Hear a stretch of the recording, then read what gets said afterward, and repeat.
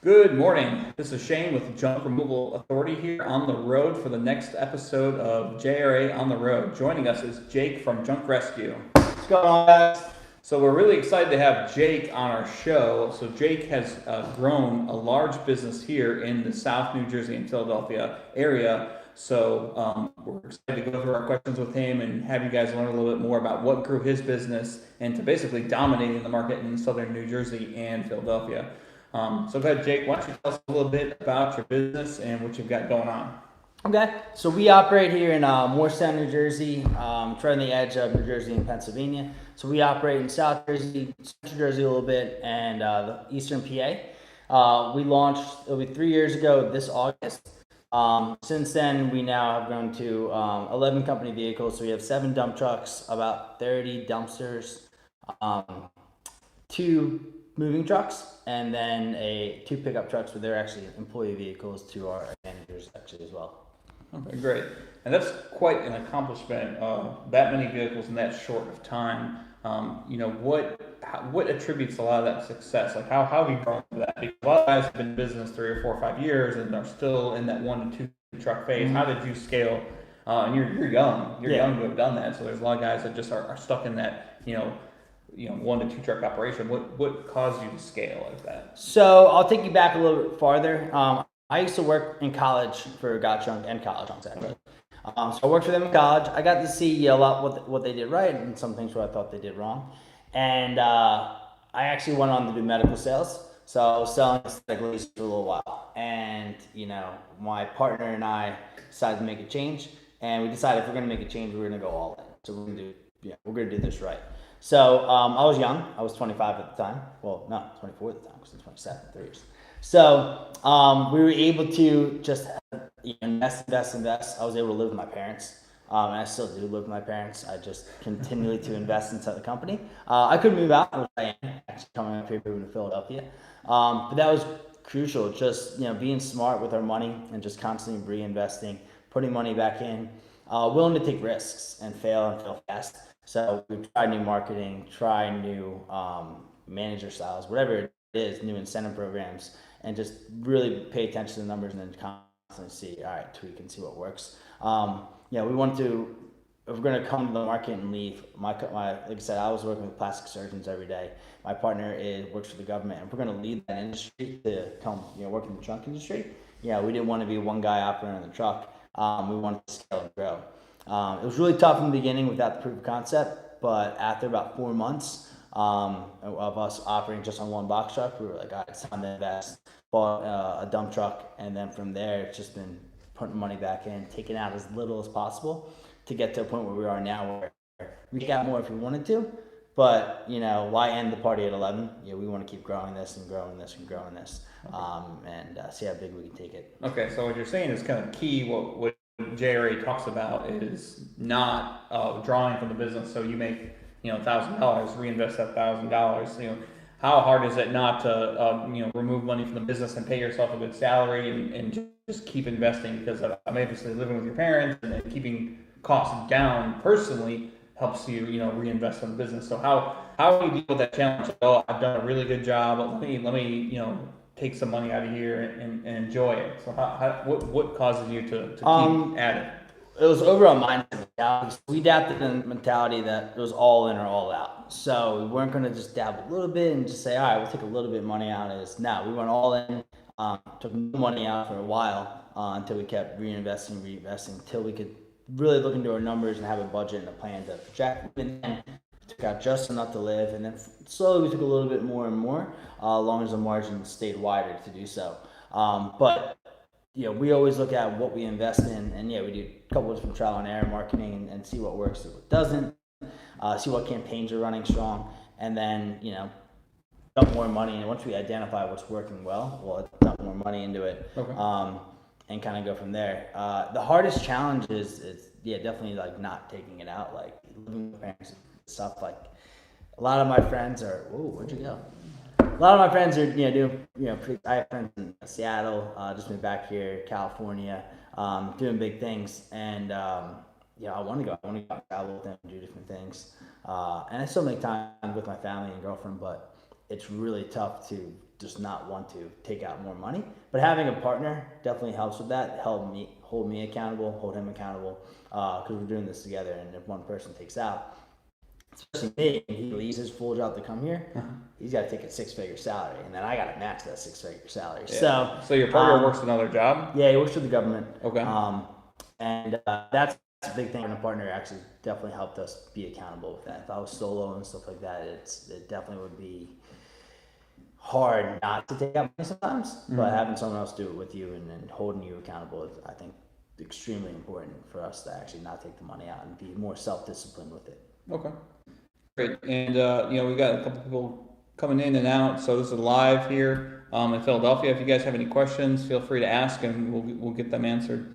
So as you grew, what kind of trucks are you guys running here, and how did you afford to buy them? Like, what are you doing so to get those? So we started with a box truck, and we had one box truck, and it was a Suzuki 2006. We got it used, and the day one we drove it off the lot. We got about 2 miles down the road and overheated. And it was used as is and had a big deal. We felt heartbroken, felt taken advantage of. That was a used vehicle. And then beginning, we didn't have any working capital to start, so we were just playing it very smart with what we could do and what we could invest in. And then, like I said, slowly we were like, all right, we're tired of hand dumping in, we're tired of doing this, so let's get a dump truck. We looked at getting a dump truck versus a roll-off. The DP, we're calling friends now. One of the guys that works there, he's like, dude, get a roll-off there. It makes your life a lot easier. Or get a dump truck regardless. But either way, you can't be doing what you're doing in a box truck.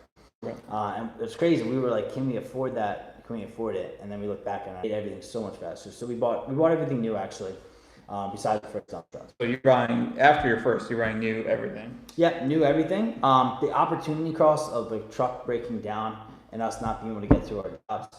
I mean, new truck's still, after your down payment, it's only like $1,000 a month, $1,100, whatever it may be. You can lose that in a day. You lose it more than, especially if your truck's down 2-3 days in the beginning. We didn't want any of that. So we know having the truck on the road is the most important. And then getting slammed with a $3,000 payment to fix something like what we put a lot of money in that box truck to keep running. We talk about retiring it right now. We got a question coming in here a lot of money out. From Blake up in Louisville. What were some of the most effective marketing strategies that you have used? Yep, we're hitting that next. We got a list of questions we're working on. Yeah, definitely. And I'm big on marketing, so we'll touch on that. Yeah, the biggest thing is, guys, most guys want to know, what are you doing to keep 7 trucks, or 11 trucks busy? Right. So, but a lot comes down before that. Strategy. You have to continue, because that's your reputation too. So reputation management is how you keep the trucks busy. You got to keep your trucks on the road. You got to get to the jobs on time. You got to be prepared, and having the right vehicles definitely does that. So, like for example, if you got to hand unload a box truck, it's hard to tell your next client exactly what time you'll be there. It's hard to fit more jobs in the day. Now I don't have to send 2 guys to a job. I can have one guy in a pickup, go start the work. I can go have the guy in the dump go unload and do that, and it just makes the productivity and the amount of work you can do that much faster. So actually, that actually all goes into making our clients happy and getting us more repeat customers and return business that way as well. Okay. So the avenues, what are you on? We talked about Google Ads, HomeAdvisor, Yelp, Thumbtack, all the stuff, Facebook. Where are you guys heavily invested? What works? So we've done everything from PPC to SEO to Thumbtack to Porch, Track, HomeAdvisor, Smith, like maybe 15 different lead services, Facebook ads, networking, real estate agencies, a lot of different avenues we've tried. The Angie's, the Yelp, all those of course as well. And we invest most actually PPC and SEO. Okay. And then the website itself should count in that as well. So we actually are building our 4th website right now. Okay. Yeah, 4th website. We don't have 4 different websites operating. We just keep upgrading to a newer site each time. Okay. So heavily in PPC. Yeah. So a lot of guys out there, Google Ads is big, and JRA is very heavy. In Google Ads, we believe in it. Talk a little bit about your experience with ads. So ads, we from day one when we started PPC, we actually hired an agency to do so. Okay. So 3 years ago, we started with an agency down in local to in Philadelphia, because big thing for us was being able to communicate with them, and now we actually have everything over the phone anyway. But in the beginning, it was new to us, so we didn't know. So we started out with a small budget of like $1,000, and we've ramped it up to now we have a top that was $10,000 a month. Okay. In PPC. And the biggest thing is just not doing it blindly. So we constantly kept making changes to the campaigns. We went from, I think we started at like $140 a conversion, and we're down to $30 a conversion, down to some of our best month, like down to 20, up to 50. It fluctuates because we're constantly trying new campaigns. Once we have a campaign that pulls at 30, well, I'd rather get the ad spend up a little bit more. I'd rather spend some more. So let's try new campaigns out, and we're constantly playing around with it. But it's had definitely our highest return as far as definitely the bulk of the work that we can get. And different types of work, but you want to make sure you have good landing pages as well on the website. And Morning, Jim Guys Tucson says morning. Morning. For you, it looks like our viewership is going up a little bit. For you guys that are just joining in, I got Jake with Junk Rescue here in Philadelphia.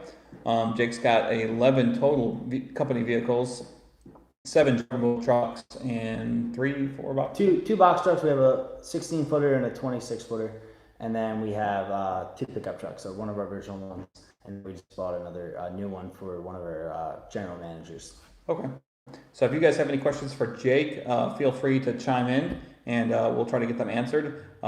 Jake's really young. You're 27. 27. He's grown his junk removal company. They really dominate southern New Jersey and Philadelphia, so it's a really great accomplishment. We're talking about Google Ads right now.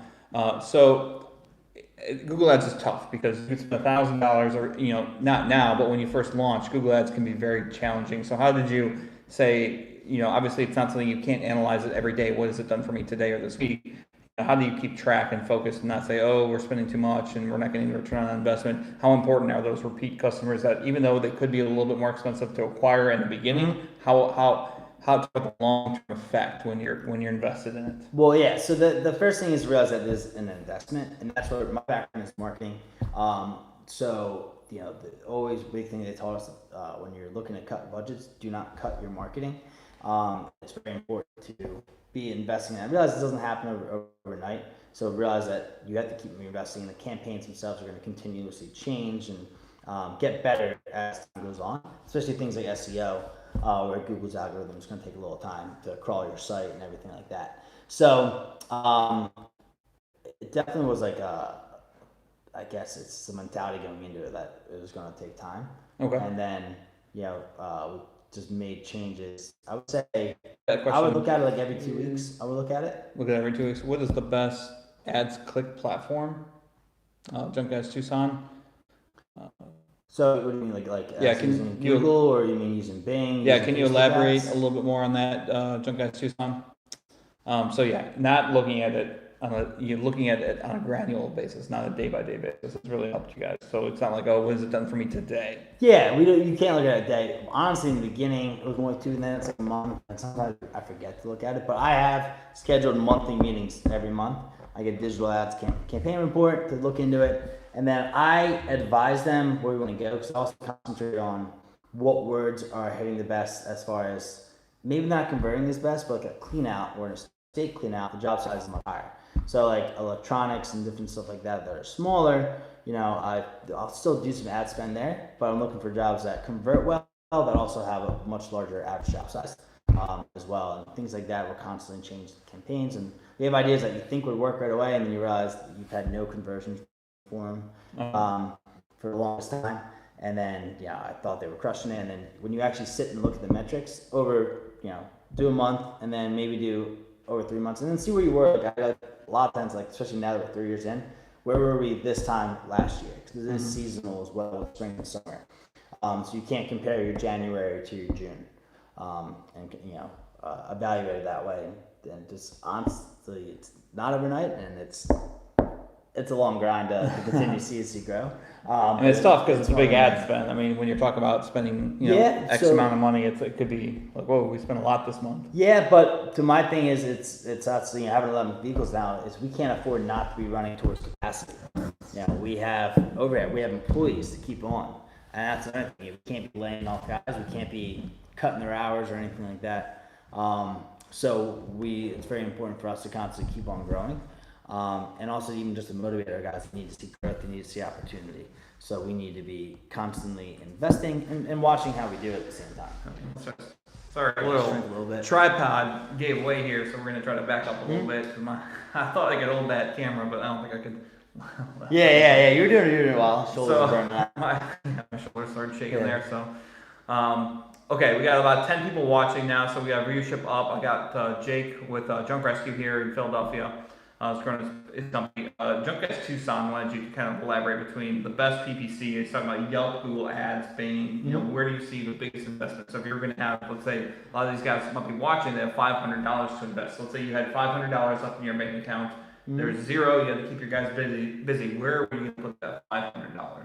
So I would say in the very beginning, like Yelp's a good trial to understand where the PPC is. I would recommend a higher budget than that, and I would recommend diversifying because every market's going to be different too. So I'd recommend doing PPC too.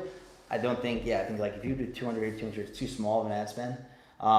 So definitely PPC, it's an immediate business. You have to wait for SEO to grow and things like that. So I recommend, Yelp's good if you have your page set up and you need more reviews with Yelp. That's the only issue in the beginning. Because the PPC, you want to get the most out of it. So if Yelp doesn't have as many reviews, it can be tough.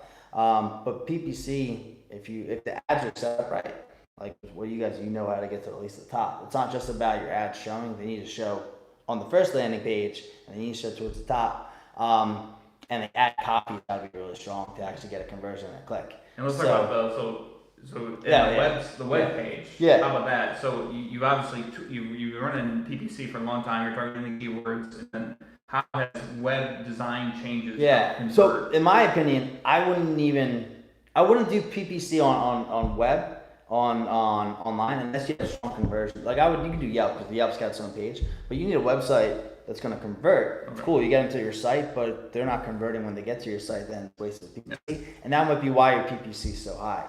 So they need to have a way, call to action, have them book fast, and you guys have a site that you get right to the guys, because you need a stronger site to do that. It doesn't be as flashy as some people think. It just needs to be quality, and then it needs to have a call to action. It needs to give people an option to book and or call in, whatever it may be. Yeah, you're exactly right. If you don't have a website, a lot of you guys, if you're watching, if you don't have a strong website, like you guys can look at what's your URL? Take a look. You got to remind say, is it junk-rescue.com.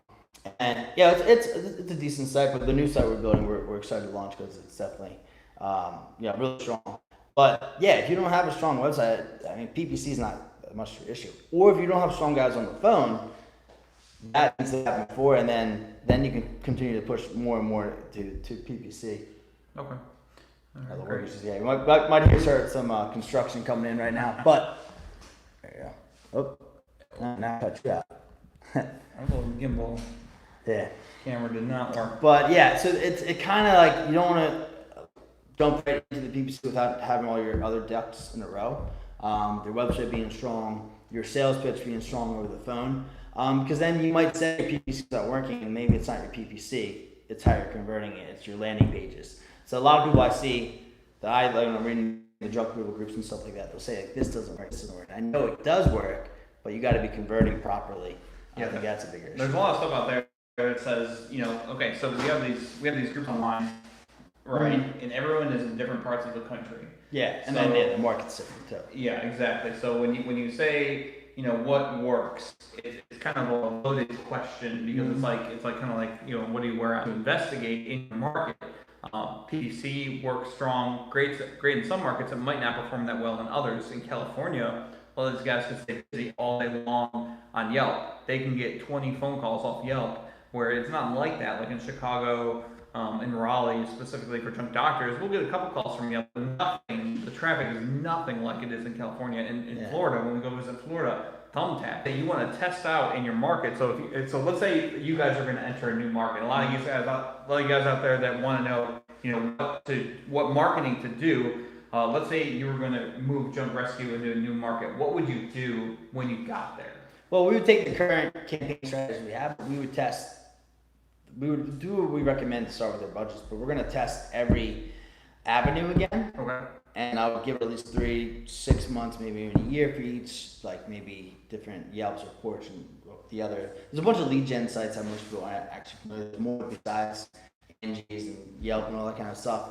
I know Appointment on Demand's one of the new ones and stuff, but So if I you guys recommend. didn't hear that, only 3 to 6 months in investment to figure out if it's working out. Blake says, do you occasionally put out bandit signs when things get slow? So as in like yard signs? Yeah. Signs? Yeah, so we did in the beginning. We actually don't do as much as we did before. I'm a big fan if you're doing signs. So in Jersey, like where we are, signs get taken down like right away, and we get calls from the township all the time. Pennsylvania's better with it, so we're over there. But we actually want to start pulling more into Pennsylvania, or Jersey, I mean, and then sell off of Pennsylvania territories. So in Jersey's tough. We used to do more, but they kept getting taken down. We kept getting calls from the township. I recommend if you're doing signs, I've been favorite, like, don't always rely on your guys too. I do it yourself sometimes, or have one guy that's really set to do it, and make sure they're putting it in locations where they're not going to get taken down. So I look for like high grass areas, hard to reach areas. Right. We'll even take a ladder out, put them up sometimes. But you know, it's hard to track as well with yard signs. And the other thing is with yard signs, I believe in saturating the market. So if you're going to do them, you need to do a lot. So because it's more of a brand awareness a lot of times for the campaign, and you know, getting your brand out in front of them continuously to see your trucks, see that, and then they go to the website and then they see UN got junk, and then they choose who they're going to go, UN junk or whoever it is. That's a different marketing kind of branding strategy. It could work. I do believe it works. And same with door signs, door signs, whatever. Door hangers, yeah. But I believe if you're going to do it, you should do a lot. Which can be, you know, it actually starts to add up when you start doing, you know, 200, 300 signs. And it's hard to track in the beginning. You really want to be able to track where your marketing is. So that's where like PPC and different things come into play. You can actually make sure you can track your spending and see what's converting. It's hard because people will say, oh, I saw your sign. They usually have to do online, but really they saw your sign first and then there. So it's really hard to track that, and then it's hard to gauge, is this campaign working or not? Where PPC, at least in the beginning, you can track right away, is it working or is it not? Where am I spending my money? Which is what helped us. But yard signs definitely have their purpose as well. I recommend doing brand awareness campaigns like that, and even like billboards and stuff like that you can do, depending on your market and depending on what the price you're paying for.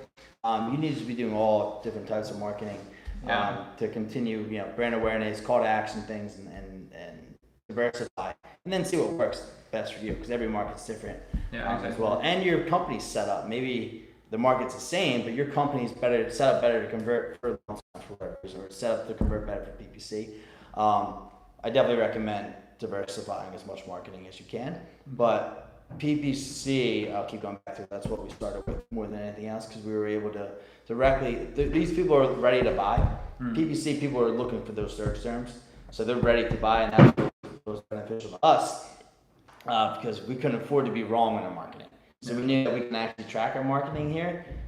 We get calls for like commercials and stuff to do all the time, and you know it's more an awareness campaign. It takes time and it's a little unknown. So with PPC, you can definitely budget better and track what you're doing, but it takes time as well. Yeah, and so when you're doing all that stuff, you're doing yard signs, you're doing door hangers, like it's got to drive sometimes. It drives people that work with JRA. The big question is how do I know it's coming from Google Ads? Like over analysis paralysis, trying to figure out exactly, you know, where did this person find us? You know, what is the how do you? So you just said that, you know, it's real hard to track those results. How do you just deal with the fact that sometimes it's hard to track these, and you got to be everywhere and just watch the growth? Yeah. So we in the beginning, like, you can't trust the customer. So the customer says, you know, we run in our CRM system, we'll run a report and say, you know, how many people said they found us on Google, how many people said yard signs, how many people said, you know, Yelp, things like that. And a lot of times it's not accurate to dig to them and talk to them and stuff.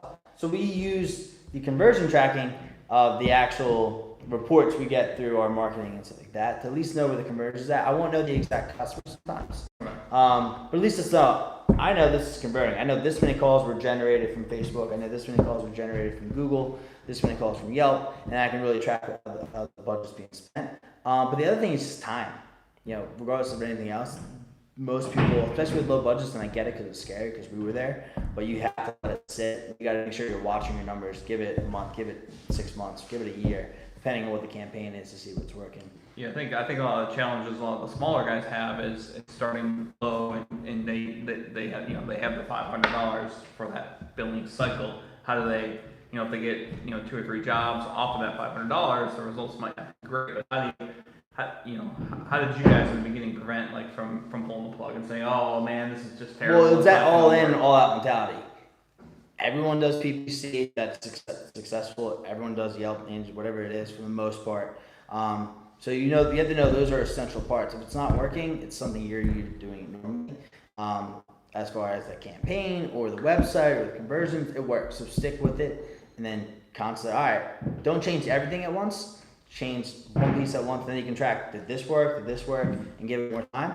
If you guys don't have more than $500, I recommend that you normally do have more $500, so sacrifice. Cut out that extra 2 dinners with the wife or whatever this is, maybe delay that vacation, because the return you'll have on that investment and get your marketing right, we'll give you 3 vacations. We'll give you, dinner every night with the wife, whatever it is. So you need to be willing to take sacrifices. People always say, don't have enough money. I can't do this, can't do that. You can change your lifestyle a little bit and make a couple sacrifices in the short term that go a long way in the long run. So you acquire those $500 customers, and all of a sudden, 3 weeks later, that $500, the high acquisition cost, all of a sudden sends you another job or calls from work and needs a large project, and all of a sudden it's looking better and better. Yeah. So a lot of people, my advantage definitely was in the beginning, and I took advantage of it, is being young, being able to move at home. But some people, even the younger guys here, even guys that are 30, you can scale back, and you could even move in if you wanted to. It depends on how big you want to grow it. But there's always sacrifices I think everyone can make, and to say that I don't have enough time or I don't have enough money and stuff like that. Well, all right, did you make a sacrifice, or did you, find ways to make time? There's always time. Did you stop scrolling on your phone? Did you stop reading? Because eventually, we're big on education as well, but you got to take action. When you're going to start doing more and taking risks, taking chances. Take educated risks, but you need to take more risk. Okay, and so you talked about growth a little bit ago. So you started in New Jersey, and then what made you make the leap? Like, okay, we're gonna cover Philadelphia. Was it market research, or was it just the next progression, across the bridge? We tried to target densely populated. So we're actually located super close to Philly. So it was always part of the vision when we came into here. We knew the market as well. So we wanted to target Philly and Jersey, densely populated, especially in the city. People don't like working in the city, but I think you had a question there. Oh, I don't know. Is that joining or was it? No, that was ridiculous. Okay. So, if people want to go in the city, and I get it, city stuff, especially guys with trailers, get in the city dump truck because you can operate in the city a lot better. We got construction going on here for a new office building upstairs, so apologize for that. But yeah, the city, because it is a city and the access is tough, people will pay more for the junk removal in the city. There's a lot of people need it because they don't have bulk pickup, whatever it is, and stuff like that. So that's how we wanted to get into the city. Pennsylvania is actually a lot more competitive because you don't need in Jersey, you need a license to haul trash. Pennsylvania, like a lot of other states, you don't. So I can name like 15 companies off the top of my head, and we still do really well over there. A lot of small companies and stuff like that.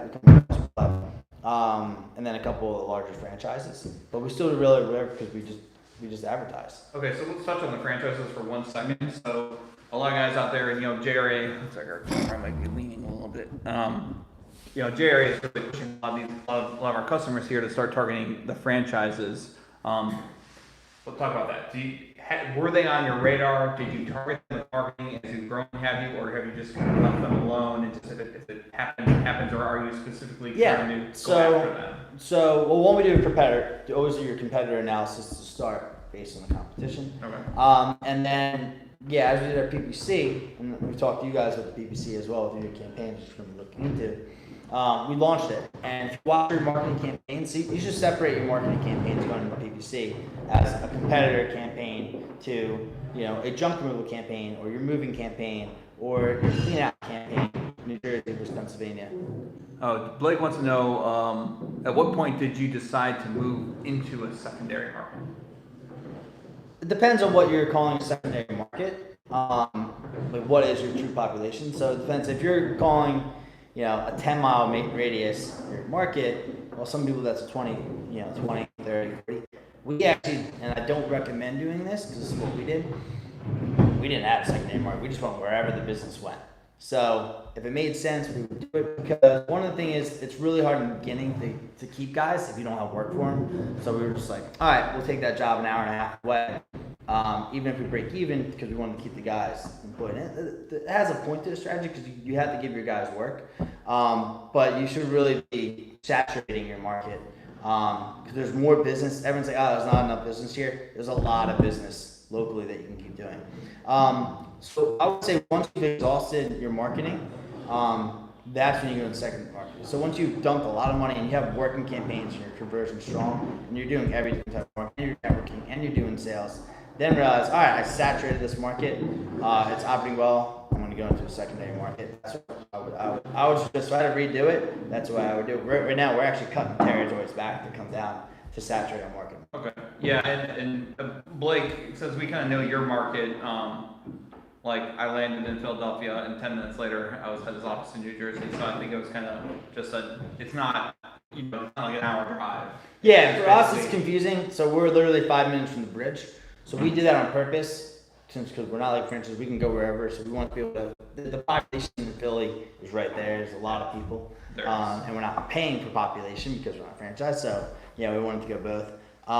But like I said, if you're looking into a secondary market, I wouldn't really evaluate a secondary market without investing your marketing into your first market and make sure all your campaigns are optimized. Because the other thing is, which we learned the hard way, when your trucks break down far away and shit goes wrong at a job far away, it sucks to go spend an hour, drive there, support it, or you can't get them back. Or like, not even that, the guys get to a job and the client told you it was going to be, a few items and the warehouse is huge.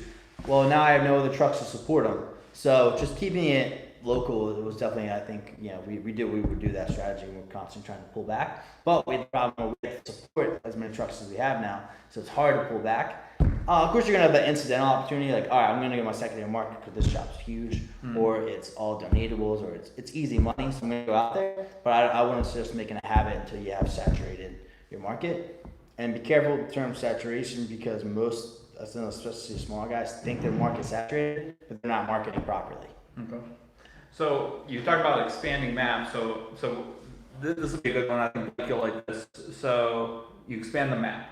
Mm-hmm. Now let's talk about services. So when I pulled up, I maybe saw 20 dumpsters out front. Mm-hmm. So in junk removal, what made you transition to dumpster rentals, and where are you going in the future? So we also do dumpster rentals as well. So we rent 10s and 20s. Our dumpster 17 for junk removal. We have roll-offs. So we just thought it made sense. We bought extra dumpsters at the beginning just to have extra dumpsters to have if we needed for jobs and whatnot. Mm-hmm.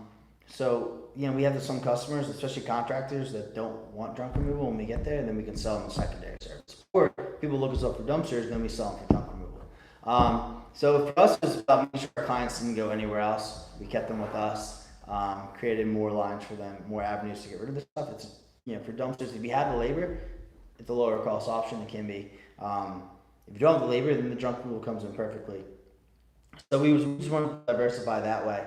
Dumpsters, I would say, I was telling you when we came in, they're tough if you don't also have 30 yarders, which we don't. We found out the hard way. A lot of contractors want you to have, they want to deal with one vendor, which is great. That was our strategy, to do junk and dumpsters. But a guy that doesn't do junk removal ever, just a contractor, or a GC or anything like that, they don't want to be going to multiple companies. They want to do, I want my 10s, my 20s, my 30s, my 40s, all from the same guy. Okay. And in order for us to get 30 yarders, we got to buy a truck that's going to be $150K. I mean, you can do it lower, but we buying something new, at least $150. Then you need enough dumpsters to support it, and you need the dumpsters that are CDL drivers. So it's a little hard, so we don't want to go down that road. But we get good business with the dumpsters we have. So you got 10 and 20 cubic yard dumpsters? Yeah. Okay. What do you charge for that?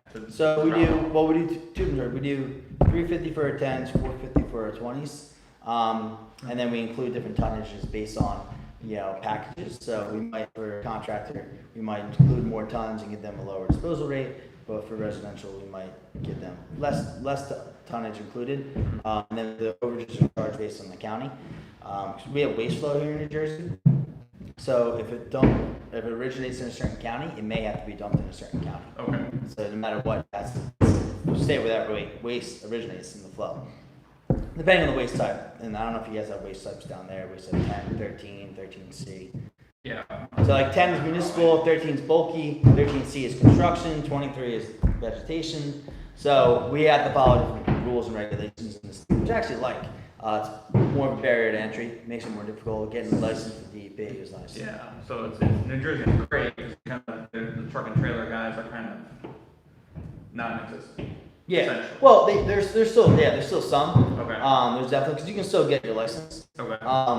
But to me, a truck and trailer guy, and there's nothing wrong with it in the beginning, but truck and trailer guy, it's so hard to scale without having dump trucks. Okay. So kind of off topic for a second, when I tend to do that. questions. Yeah. So 1-800 got junk and college Yeah. junk pluggers. Are you targeting? Yeah. Are you actively targeting? So where I was going with that was the PPC campaigns. When you target them, we were targeting them, and we had campaigns separate. Our conversion was super high, and the biggest problem was we didn't have a strong landing page to convert them. Because if you're showing up for an ad for Got Junk, they were looking for Got Junk. And most people say, well, I have better prices than they're expensive, so like that. The average customer doesn't know that. The average customer knows their reputation. They knows they're a big company. The average company sees a radio ad. So I was looking for Got Junk. I came to Junk Doctors. I came to this. Why should I go with you? And so if they don't have a compelling landing page, they click off. So our conversion, we didn't have a compelling. We had a normal landing page and it wasn't converting well. And right now we're talking to you as well as looking into what we could do to run that campaign with a better landing page. So it's challenging because it's really, if you target the competition, it can be crappy because you're going to pay a little bit more per click because you're not Got Junk, you're not College Junks, you're not Junk Luggers, you're not that franchise. Yeah. And then if you have a poorly performing landing page, all of a sudden it can get really uncomfortable because you've spent $400 and not got a job. Yeah, our conversion, when we were spending a lot of money, was 180 to like 240 for that. And I know it could work because we'd had a bad landing page. Okay. So we were literally spending, at least for leads, not even jobs, we were spending for every $500. So your $500 budget and you were targeting competitor ads without a proper landing page, you would get 2 leads. That just means phone calls, and those phone calls could be looking for free pickups. Yeah. It's not even jobs. So, and I think that's a lot of people don't realize when they run, like, all right, I'm going to target Got Junk and just let my campaign run, but you need to run it. It works, but you need to run it a certain way with this proper landing page. Yeah. And that's one thing I found difficult with our company as we grew is I got less and less involved with the marketing and rebuilding the website and redoing that stuff because I'm doing so much in operations. And now I finally have guys who run operations, so I can go back into marketing, build a new website, touch on things, have meetings like this, and which is nice, and actually start reinvesting back in the company that helped us grow in the first place. Yeah, absolutely. And for those that want to target the competition, JRA has a specifically built landing page, and we can put it on any website. It's ready to be delivered. We can get it up on your website in 2-3 weeks, and it's just a one-time charge of $3.99. And so if you're going to target the competition, you can contact JRA, and we can get that built up on your site with your company colors, your company logo, immediately for $3.99, and then it's just yours forever, and you can track results. So if you convert one person with the webpage, you're doing pretty good. So let's talk about growth. So there's a lot of stuff. Your office is under construction. There's a lot of stuff going on. Where if I come visit you in a year or 5 years from now, what's going on? Where are you? What's your cycle? So we just because I work for Got Junk. My goal has always been to build a national empire and become one of those other guys. And for guys that always say there's too much competition or saturated, I truly don't believe that. One, the population is always growing. The economy's great right now. Yeah, it could change, but maybe foreclosures open up. Whatever it is, you can't view it that way. You can't be scared to grow. Basically, it could happen. So a year from now, we're in the process of franchising ourselves. Trying to franchise the junk model, the moving model, whatever it may be. And then as well as doing corporate locations, more local to help support them. So a year from now, we're hoping to have a launch, have 15, 20 franchises under our belt. One of the biggest things for us is we have every prime territory available. Okay. So franchise growth. You want to take your successful business and you want to, have. Yeah, I want to scale it. So the margins are definitely better if you keep corporate stores in the beginning. And it depends on what your end goal is and what your end game, what's your exit plan, they always say. And our goal is to become as big as we can. So right now, yeah, it could change, but we want to scale, and that's the fastest way to scale for us. It's less capital we have to invest. We don't have any investors in the company, so it would take a lot of money to open a new location, wait for it to grow. So we want to scale fast, and then we hope to continually expand the brand line. So yeah, dumpsters aren't working as well as we hope they like, but maybe we run just a dumpster franchise that runs separately, just a moving franchise, and just a junk, whatever it may be. 5 years from now, we're hoping to have a national stamp and have 100 franchises. And, we'll see where we're at, but my biggest way to get there is just continuing reinvesting. Because if we quit now, then why do we even start? Okay. So our goal is to grow as large as we can. But also do it smartly so we can actually support our brand and our messages and our core values of who we are. We don't want to lose that as we franchise. We want to be able to make sure guys who we franchise are successful. And franchise work for some people, JRA works for some people, small guy works for some people. It's what really fits best for you and what you want. And I'll tell you now, it's definitely a lot of work trying to build everything like that. And I had that advantage being younger, but like things like JRA, great for all these guys that what you're building for them. It's hard to build all these processes and websites and stuff like that. So being able to have something handed to you, that's a benefit of JRA or a franchise or anything like that. It takes a lot of that risk and guessing game out of there, going to someone that has the experience, who's done it a million times or invested in, because we talk about reinvesting and remarketing. I know you guys have done that 100 times over, constantly reinvesting, seeing what works, changing it, playing with different markets and all that. Yeah, absolutely. Looks like our viewership keeps bumping up here. For those, we're at close to the 45-minute mark, so we're going to be probably ending here soon, letting Jake get back to work because he's got a lot going on here. But if you guys have any questions here in the next few minutes, chime in and we'll get them answered. Boom. What is your best landing page conversion advice for conversion? What is your best landing page conversion advice for converting with the highest success rate? So he's asking? I think you're asking for like the best conversion. Well, ours communicates best for junk removal. So our junk removal landing page, which isn't even good, it does the best but it's all about making your content specific to what that customer is looking for. So like our moving and our dumpsters and stuff, our website as a whole, our name of the company, it's best for junk removal. So that converts the best for us right now. And just because it's relative to what they're looking for, and every page that we have has a call to action. And like I said, I'm not ashamed. I'm upset that the new website isn't launched. The new website is going to be, it's pretty nice. So I'm excited to get that going. So the biggest thing is like the call to action. Call to action. You want to have. I look at web pages all the time. And it's like people forget this. And the core goals is you want to have your phone number easily accessible. People nowadays in 2019 they expect to click on your phone number and it auto populates your mobile phone number. So that's what people expect. That's what you want to deliver, especially when you're doing PPC or doing paid advertising. You want your phone number visible. You want clear images. You want the page to load fast. Just some initial conversion designs that sometimes we see people forget. People expect book online is very popular. Yeah. You should be able to book online. Those plugins are free. A lot of guys can put on your own site. I recommend knowing what you're doing because there's a lot of ways you can mess it up, mess up the code. Even using a Wix and other stuff like that, it's very easy to not make it properly mobile responsive. Right now, even when you have it set up perfectly, if you start making some edits, we just had our own company make some edits and it jacked up the whole site. It was no longer mobile responsive. We only noticed it because Google literally told us in a desktop search, like, do you know your page is mobile responsive? There's a lot of different intricate parts to go into it. It's not easy just making a site and letting it run. And it's not even just having words on the screen, it's how the website communicates to each landing page, how it communicates to your booking, your CRM, whatever that is. it's more than just that. So it's definitely more complicated.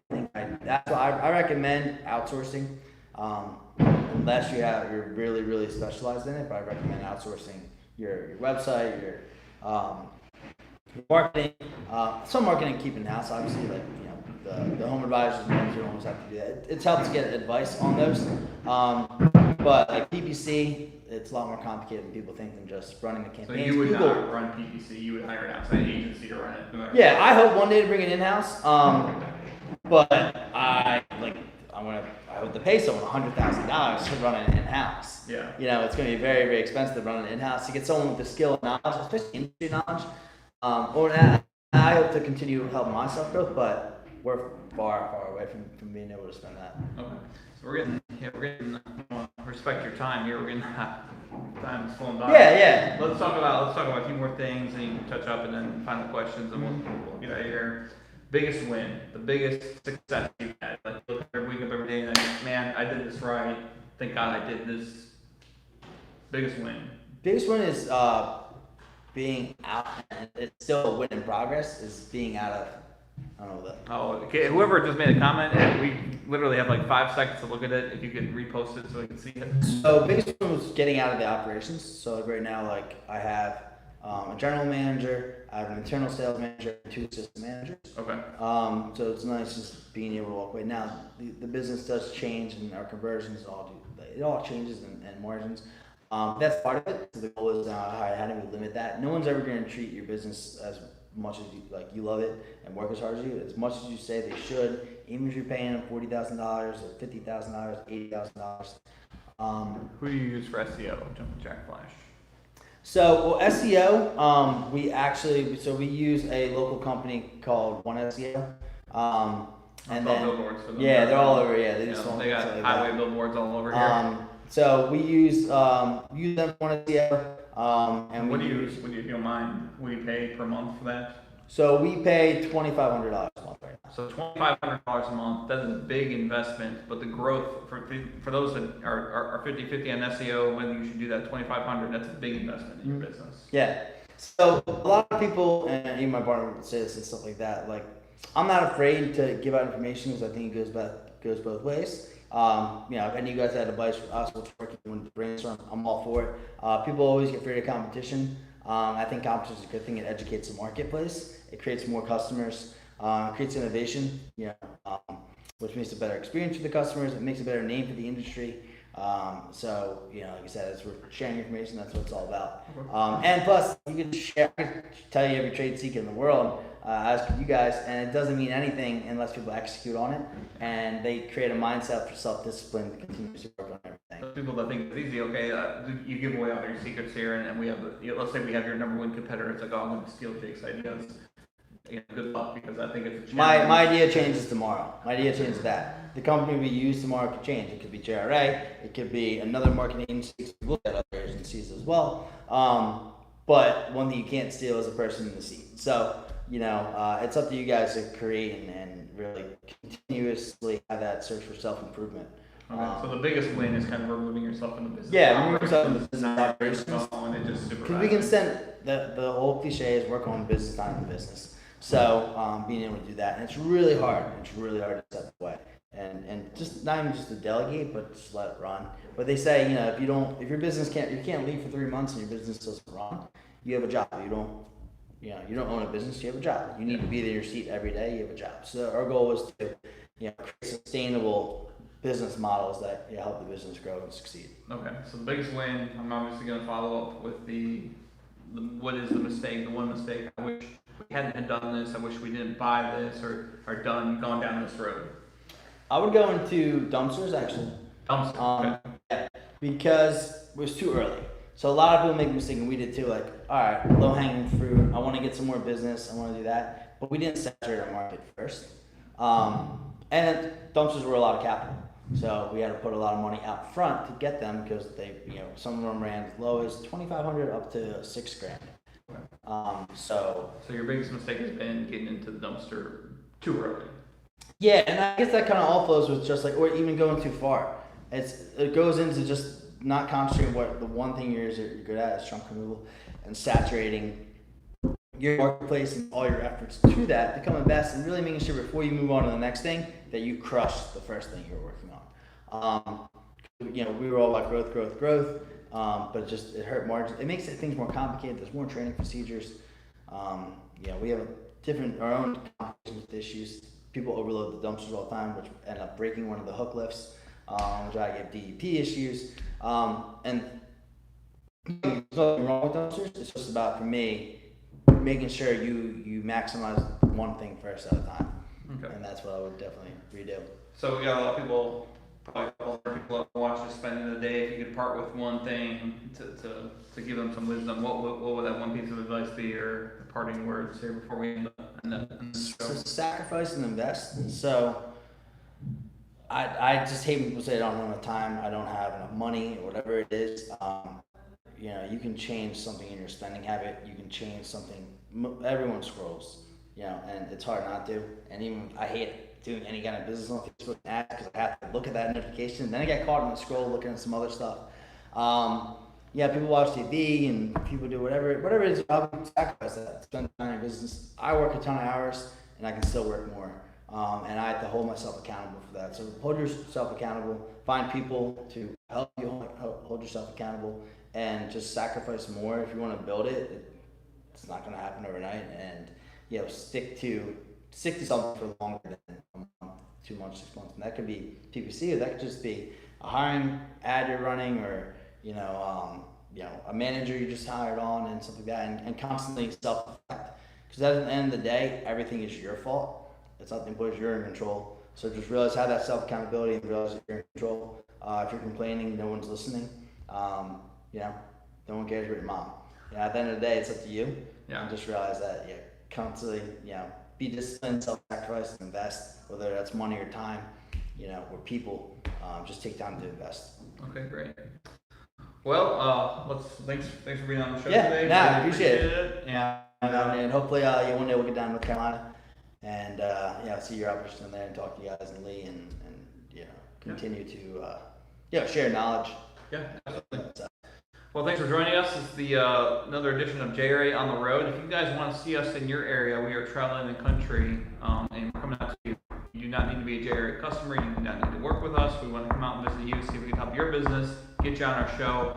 Comment below if you guys have any questions for Jake specifically in his market. Comment below, and we'll get them sent off to him to answer. And if you want to see us in your market, just name the city, and we'll work out those dates to come visit you. So it's another episode of JRA On the Road, and we look forward to seeing you later.